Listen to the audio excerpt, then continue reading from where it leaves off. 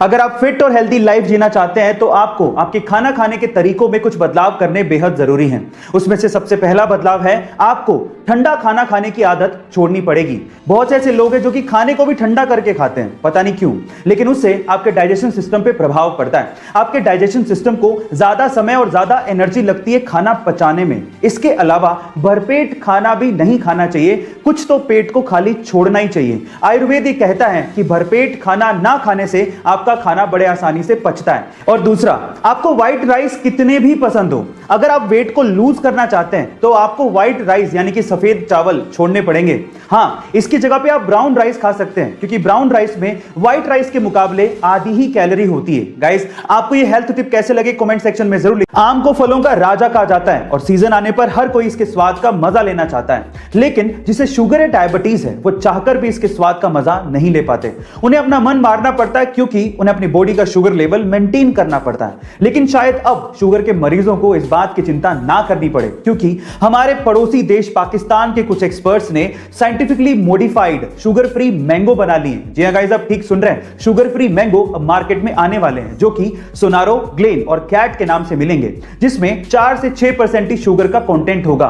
तो अब शायद शुगर के मरीज आम का मजा ले पाए। गाइस, क्या आपको इसके पहले तक इफेक्ट पता था? और अगर नहीं पता था तो कमेंट सेक्शन में जरूर लिखिएगा। इंग्लिश में ऐसे बहुत से वर्ड्स हैं जिनके बारे में हमें अच्छे से पता नहीं होता, इसी वजह से हम उन्हें गलत तरीके से इस्तेमाल करते हैं। उन्हीं में से 2 वर्ड्स हैं पॉइजनस एंड वेनमस। गाइस, मान लीजिए कि आपने कोई ऐसी चीज खाई है या फिर ऐसा कोई एनिमल खाया है जो कि जहरीला है, जिसकी वजह से आपकी मौत हो गई है। इन दैट केस वो चीज या फिर वो एनिमल आपके लिए है पॉइजनस।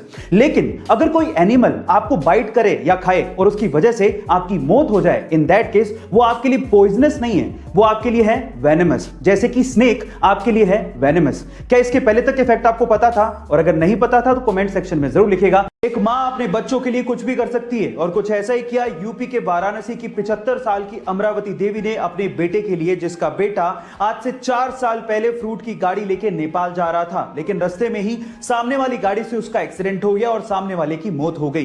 तब नेपाल पुलिस ने उस बेटे को पकड़ लिया, लेकिन बेटे का नेपाल पुलिस से यह कहना था कि एक्सीडेंट उसकी वजह से नहीं बल्कि पीछे से आने वाली गाड़ी की वजह से हुआ। लेकिन नेपाल पुलिस ने इसका यकीन नहीं किया और उसे जेल में डाल दिया। अब जेल से बाहर निकाला जा सकता था, लेकिन उसके लिए 7 लाख रुपयों की जरूरत थी, जो कि उस बूढ़ी मां के पास नहीं थे। फाइनली ये बूढ़ी मां एक तख्ती पर अपने बेटे की रिहाई की गुजारिश लेके वाराणसी के सड़कों पर 4 साल तक घूमती रही और फिर इस मां के 4 साल का संघर्ष काम आया और बीएचयू के छात्रों की मदद से नेपाल से उसके बेटे को रिहा करवाया गया। आपको इस मां के संघर्ष की कहानी कैसे लगी चैट सेक्शन में जरूर लिखिएगा। सक्सेस किसे कहते हैं या आज इस वीडियो में मैं आपको सिर्फ बताऊंगा नहीं बल्कि दिखाऊंगा भी, तो चलो दिखाता हूं। 1994 के आपकी अदालत के एक इंटरव्यू में शाहरुख खान को बुलाया गया। जब शाहरुख खान गैलरी से एंटर हो रहे थे तो वहां पर बैठा एक भी शख्स ना खड़ा हुआ ना तालियां बजाई। शाहरुख खान अंदर गए, सबके सामने हाथ जोड़कर अभिवादन किया और अपनी सीट पे जाके बैठ गए। तो वहां के लोग कुछ इस तरह से रिएक्ट कर रहे थे, ना जाने किसको बुला लिया हो।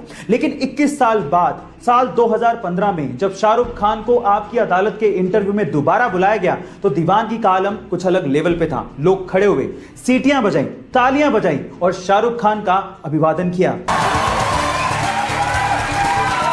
गाइस, इसी दिन के लिए तो हर इंसान जी तोड़ मेहनत करता है। वो कहते हैं ना, खुद ही को कर बुलंद इतना कि खुदा बंदे से खुद पूछे बता तेरी रजा क्या है।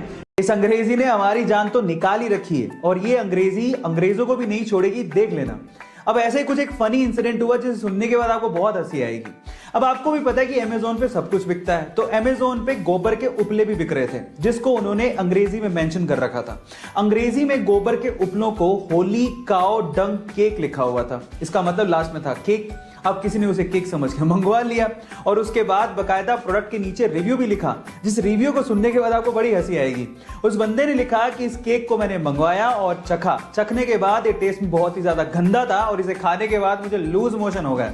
इसके अलावा भी बहुत कुछ लिखा हुआ था जिसे आप प्रोडक्ट साइट पे जाके रिव्यू में पढ़ सकते हो।